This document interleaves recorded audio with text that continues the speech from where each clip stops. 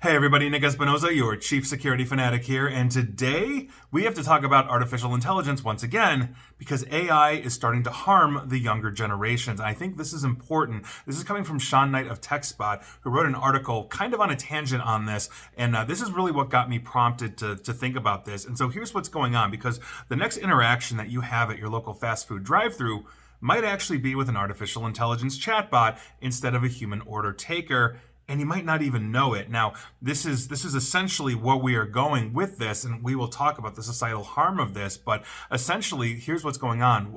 Wendy's, which is one of the largest fast food chains in the United States, I know they've got locations all over the world, has partnered with Google to trial an artificial intelligence chatbot at some of its at one of its restaurants in its home state of Ohio. Wendy's is based out of Ohio. Now, the chatbot will be trained to understand how customers typically order items from a menu and interact with these customers in a rather natural way. Now, according to Wendy's CEO, Todd Penegor, the test bot will be very conversational, and some customers might not even know they're talking to an AI as opposed to a human. Now, software engineers with Wendy's have been working with Google to tweak the large language model for keywords and phrases that are specific to how Wendy's has their ordering menu and also their nomenclature. So, for example, a milkshake at Wendy's is known as a Frosty, and some customers, though, may simply say, I want a milkshake as opposed to a Frosty. These are the things that AI is going to have to know.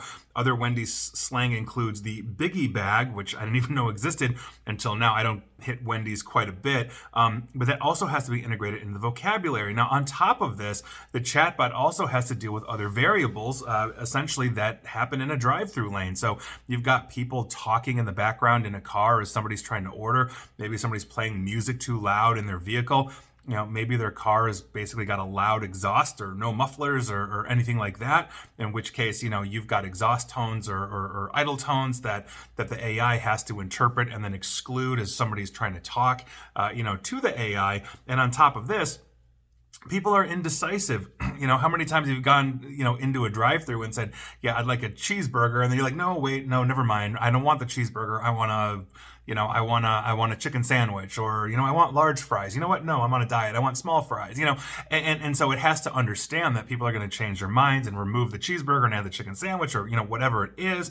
And those are things that essentially this thing has to essentially account for. Now, according to Wendy's CIO, Chief Information Officer, Kevin Vasconi, the early tests have actually been promising. Quote, it's at least as good as our best customer service representative, and it's probably on average better. Now, it obviously comes as basically no surprise at all that this is also programmed to upsell, and you see that through most drive-thrus. I don't hit drive-thrus a lot, but every time I go through, let's say, a drive-thru and ask me, do I want to supersize this? I think that's McDonald's. Do you want to supersize this, make this bigger? For limited time, like 99-cent fries, or whatever it is. And so the AI is going to be programmed to say, hey, for a limited time, you can upsize, supersize, whatever Wendy's calls it, and there you go. Now, their CEO, Penegor, also said that the goal of the chatbot is to help reduce long lines forming through the drive-through lane, which could prompt customers to go elsewhere. I think we've all done that. If we are going to hit fast food and you see like, oh my God, there's a crazy long line at Wendy's, maybe I'm going to like the Burger King next door, or the Taco Bell, or the McDonald's, or whatever, because there's no line there. And so that's what essentially we're talking about. And this chatbot rollout will start in June at one location that is owned by Wendy's, not a franchise.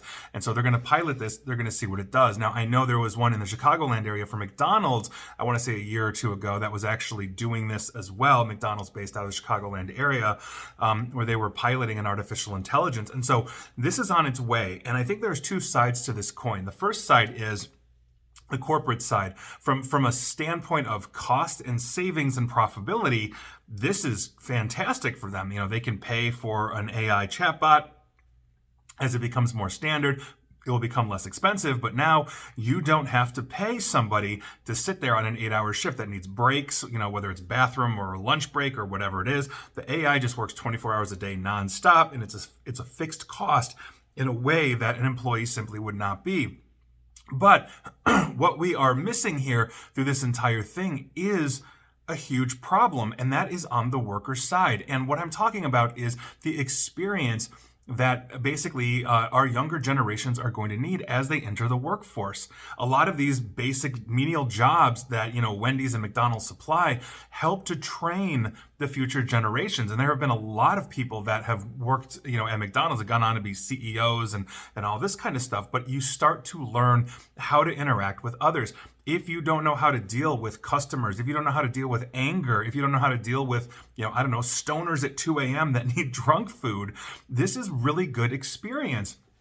And how else are you going to get it? One thing that technology has done, specifically the internet, in the last 20 years is drop a supercharger essentially into how we are interacting or lack thereof. And interacting online, we've seen anger rising. You have the ability to be, anonymous. You can say things that, are not necessarily in decorum because somebody can't reach through the monitor and punch you. And so by virtue of that, we are going to have a socialization problem as well as an experience gap issue as the artificial intelligence take over the world. And as I've mentioned before, Goldman Sachs says 300 million jobs will be affected by this, 30 million will be lost. But if those are the jobs that start to gain experience when you're in high school and you're in college and essentially, help aid in your understanding of how to properly interact with humans, that becomes a big issue. I've always said that everybody should work at least 2 years in retail to really understand just how, one, awful that job can be, but two, just how awful people can be. And if you don't know how to handle that, that's a very serious issue. And the last thing we need is to basically raise a generation that does not how to interact. We have seen a huge rash of violence, especially, coming from the incel community where, these people are angry, they're talking with each other, they're encouraging each other, and now they're going out and essentially shooting up schools or whatever it is. And while I'm not laying that blame squarely on artificial intelligence or the internet, there are seriously mentally deranged people out there, even if the internet didn't exist. What we have is essentially a lack of understanding of socialization in a direct, personal, physical way, and socializing with, let's say, like-minded people that are just as mentally angry as you are. And that's something that needs to really be addressed. It's something that needs to be understood. And so while, I think maybe this is more efficient and my order would never get screwed up ever again if I ever go to a Wendy's, at the same token, what are our kids going to do? Like, what are they going to do? How are they going to get jobs? They can't all be influencers. The economy actually needs people to move the economy forward, and you taking pictures of your dinner and getting 1 million likes for it, it's a wealth transfer, but it doesn't generate anything for society, and that's a huge problem. And so I think we have a lot of discussions that need to be had from this. I don't think this problem is going away. I think corporations are looking at this and saying we are going to make so much freaking money by not having to hire the next generation, but when the next generation is out of work and angry and can't even afford to go to Wendy's, we have a bit of a problem on our hands, my friends, and I think we need to discuss this. I think we need to fix this, and I think there needs to be a balance. And please like, share, follow me here on Facebook and Twitter at NickAESP, where you're not going to get a chatbot. You're just going to get me 100% of the time. Same with YouTube, so hit subscribe. And as always, stay safe, stay online, and please attempt to stay private. Thanks, everybody.